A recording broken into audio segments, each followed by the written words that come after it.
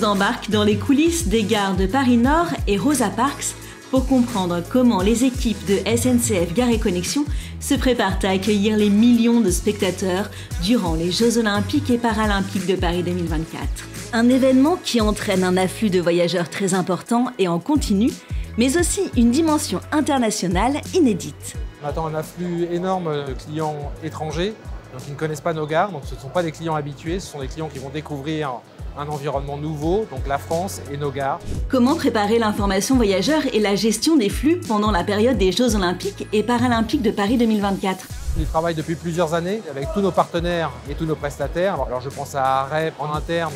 L'idée étant de prendre le voyageur par la main et qu'il ait vraiment des repères visuels faciles à suivre pour justement éviter que les flux ne se croisent, qu'on ait des attroupements à un endroit au milieu d'un parcours qu'on veut le plus fluide possible. Alors Yves, qu'est-ce qui a été mis en place ?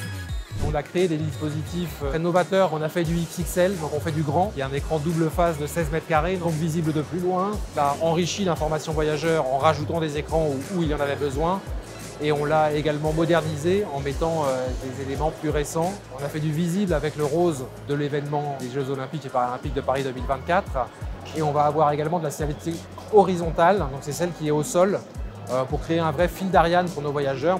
Les directories qu'on va retrouver en gare, ce sont des panneaux géants sur lesquels on va retrouver l'ensemble des sites de compétition et l'ensemble des moyens de transport pour s'y rendre.